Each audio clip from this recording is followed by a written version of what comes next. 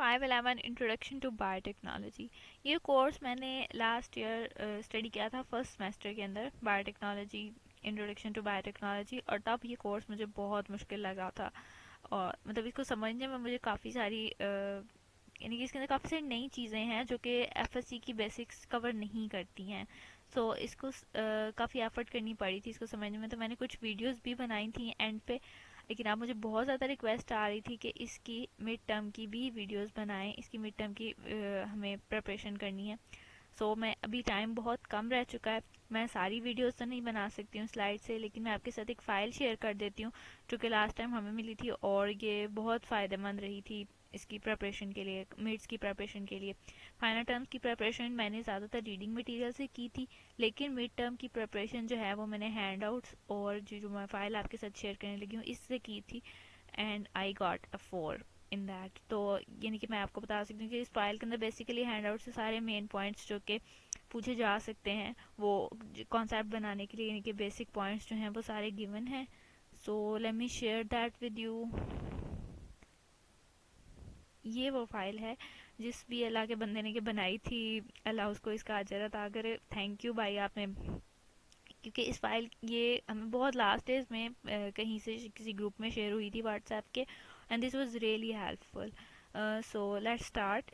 लेकिन इस फाइल की फ़ाइल है सिर्फ lesson number 35 to 70। Lesson number 35 से पीछे पीछे जो हैं वो ज़्यादातर वो लेसन्स हैं जिनके अंदर बेसिक डीएनए का स्ट्रक्चर बताया हुआ है या बेसिक बातें बताई हुई हैं जो कि मोस्टली हमारी एफएससी की बुक्स जो हैं वो कवर करती हैं। लेकिन इसके आगे से जो यहाँ पे स्ट्रक्चर्स बताए हुए हैं, यानी कि जो यहाँ पे टेक्निक्स बताई हुई हैं, वो बेसिक्स कवर नहीं कर रही थी। और इस कोर्स के साथ सबसे बड़ा मसला ये है कि ये किसी एक इंस्ट्रक्टर ने नहीं बनाया हुआ, बल्कि डिफरेंट कोर्सेज़ की डिफरेंट वीडियोस उठा के एक मिक्स एंड मैच टाइप का कोर्स तैयार किया हुआ है यूनिवर्सिटी ने।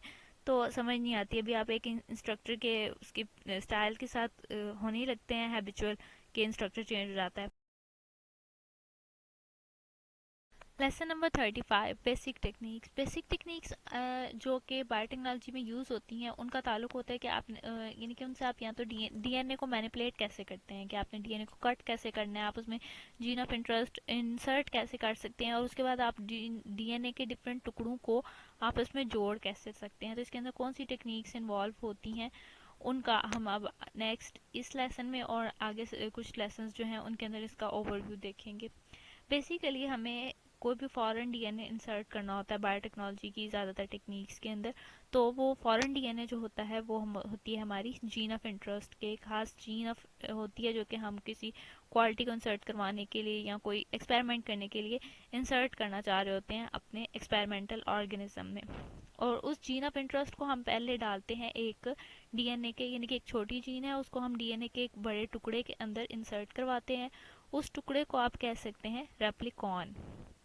रेप्लिकॉन्स बेसिकली क्या होते हैं? They are the fragments of DNA, they are the fragments of DNA and that can be used as cloning vectors. तो क्लोनिंग वेक्टर्स एंड रेप्लिकॉन्स आप एक ही चीज़ के दो नाम कह सकते हैं।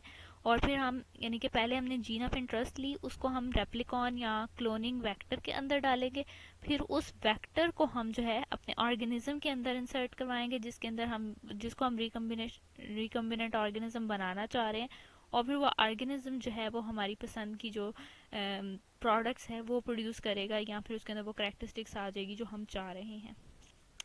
अच्छा, क्लोनिंग वेक्टर्स हमें बहुत डिफरेंट टाइप्स के अवेलेबल होते हैं। दो मेन टाइप्स हैं, इनके दो तरह के क्लोनिंग वेक्टर्स हमें सबसे ज़्यादा अवेलेबल होते हैं, वो हैं बैक्टीरियल प्लाज्मिड्स एंड बैक्टीरियोफेजिस। यानी कि यहाँ बैक्टीरिया या आप यहाँ बैक्टीरिया यूज़ कर लें या वायरसेस यूज़ कर लें। और बैक्टीरिया में से आपने क्या यूज़ करना है? प्लाज्मिड्स। प्लाज्मिड्स बैक्टीरिया का अगर आप स्ट्रक्चर देखें तो उसके अंदर दो किस्म का क्रोमोसोम आपको नजर आएगा, एक उसका मेन क्रोमोसोम होगा और दूसरे होंगे plasmids. Plasmid basically circular DNA होता है। तो प्लाज्मिड एक ऐसा डीएनए का पोर्शन होता है जो कि इंडिपेंडेंट होता है, जो मेन बैक्टीरियल डीएनए होता है ना उससे, ये खुद से ही रेप्लिकेट कर सकता है और इस वजह से ही इसको रेप्लिकॉन का नाम दिया गया है।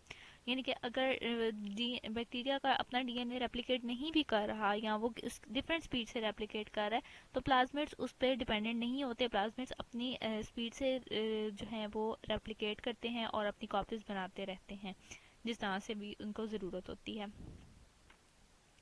तो अगर आप जीन ऑफ इंटरेस्ट जो है वो प्लाज्मिड के अंदर डाल देते हैं तो वो रेप्लिकेट होती रहेगी, वो उसकी कॉपीज बनती रहेंगी, चाहे होस्ट का जो मेन क्रोमोसोम है वो उसे रेप्लिकेट करता है या नहीं।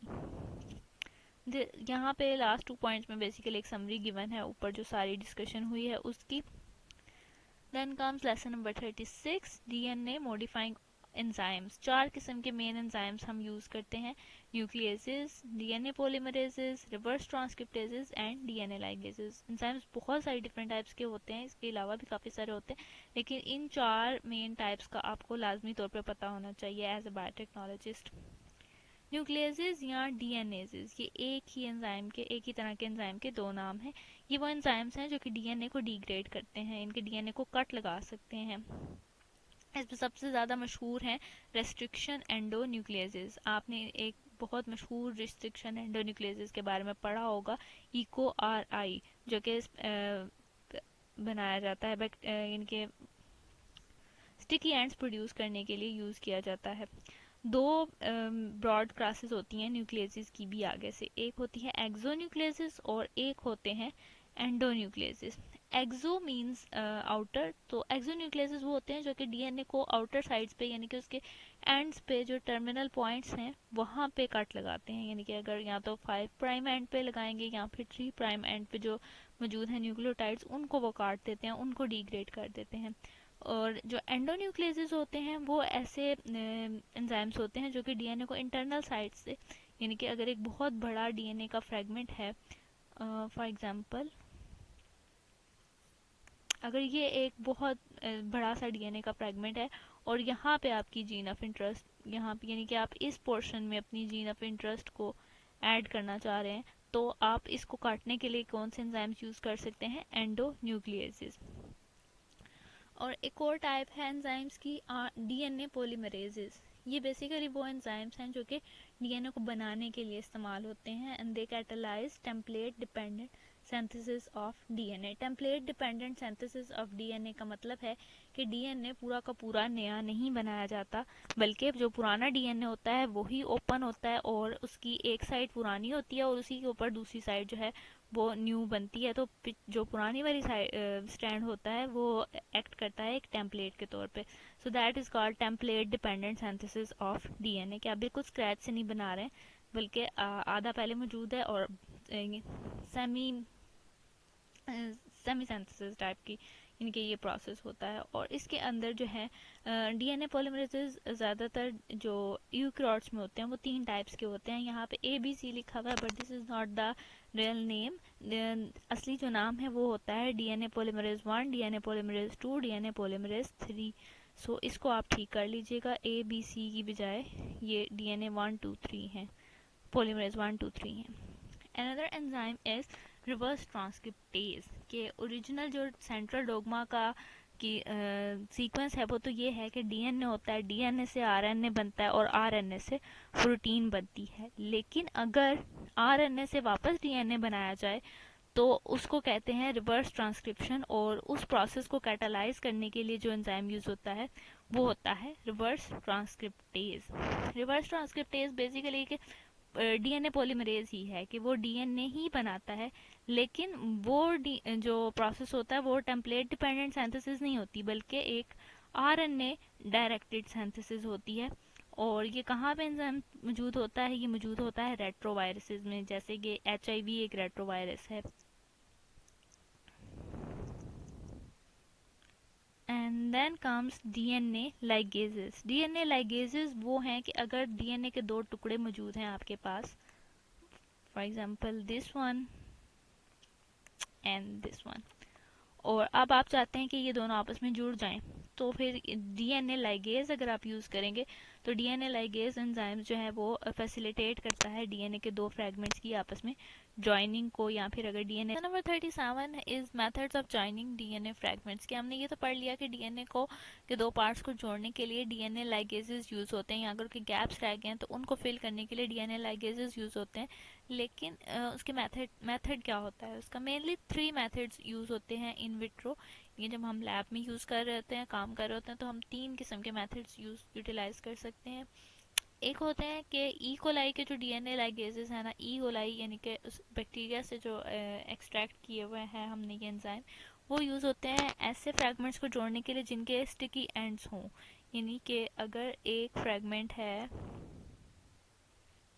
This is one DNA strand and this is the other DNA strand, तो यहाँ पे कुछ जो हैं वो अभी मौजूद हैं। फॉर एग्जांपल यहाँ पे ए हो गया, यहाँ पे फॉर एग्जांपल टी है, यहाँ इसी तरह से यानी कि मौजूद हैं यहाँ पे कुछ ऐसे न्यूक्लियोटाइड्स जिनके साथ दूसरी साइड पे कम्प्लीमेंट्री स्ट्रैंड नहीं, कम्प्लीमेंट्री जो है बेसिस नहीं लगे हुए, न्यूक्लियोटाइड्स नहीं लगे हुए। So this is called sticky ends.